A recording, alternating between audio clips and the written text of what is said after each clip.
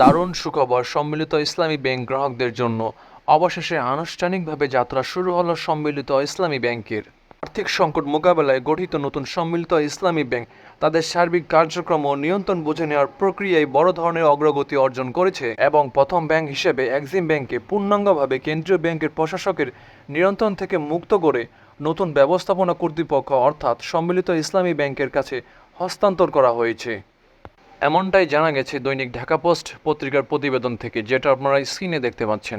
এখানে শিরোনাম বলা হয়েছে, এক্সিম বুঝে পেল সম্মিলিত ইসলামী ব্যাংক, অন্য চারটি পাবে খুব শিগগিরই। এই বিষয়ে বিস্তারিত থাকবে আজকের ভিডিওতে, তাই ভিডিওটি শুরু করার আগে আপনি যদি আমার চ্যানেলে নতুন হয়ে থাকেন এরকম গুরুত্বপূর্ণ ভিডিও সবার আগে আপডেট পেতে ভিডিওটি লাইক দিয়ে চ্যানেলটি সাবস্ক্রাইব করে সাথেই থাকুন। আর সম্পূর্ণ ধারণা পেতে ভিডিওটি না টেনে শুরু থেকে শেষ পর্যন্ত দেখুন। আর্থিক সংকট মোকাবেলায় গঠিত নতুন সম্মিলিত ইসলামী ব্যাংক পিএলসি তাদের সার্বিক কার্যক্রম ও নিয়ন্ত্রণ বুঝে নেওয়ার প্রক্রিয়ায় বড় ধরনের অগ্রগতি অর্জন করেছে।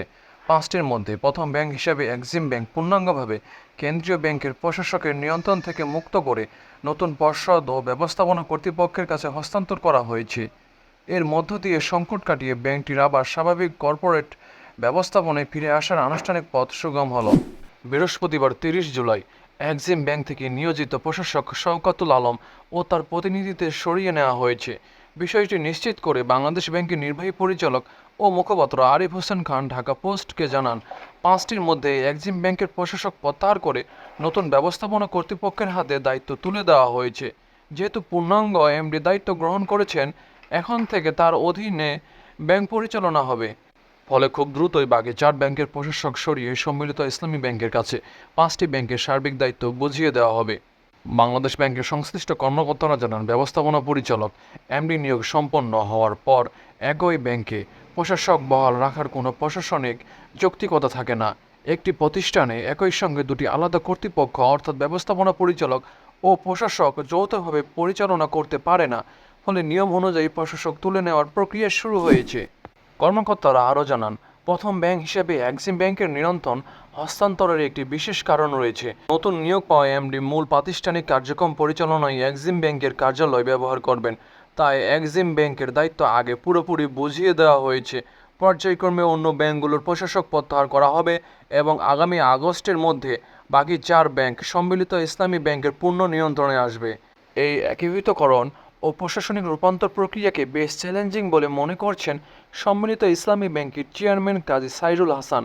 তিনি ঢাকা পোস্টকে জানান, অর্থনৈতিক স্থিতিশীলতার জন্য এই পুনর্গঠন সফল করা আবশ্যক। তা না হলে পুরো ব্যাংকিং খাত ও অর্থনীতিতে নেতিবাচক প্রভাব পড়বে। পরিস্থিতি স্বাভাবিক করে ব্যাংকটিকে শক্ত ভিতের উপর দাঁড় করাতে সর্বাত্মক চেষ্টা চলছে এবং এ কাজের জন্য তিনি সবার সহযোগিতা প্রত্যাশা করেছেন। বিগত আওয়ামী লীগ সরকারের আমলে এক্সিম ব্যাংক ছিল ব্যাংক মালিকদের সংগঠন বিএবির সাবেক চেয়ারম্যান নজরুল ইসলাম মজুমদারের নিয়ন্ত্রণে। আর বাকি চারটি ব্যাংক সোশ্যাল ইসলামী ব্যাংক, ফার্স্ট সিকিউরিটি ইসলামী ব্যাংক, গ্লোবাল ইসলামী ব্যাংক ও ইউনিয়ন ব্যাংক ছিল চট্টগ্রামের বিতর্কিত এস আলম গ্রুপের দখলে।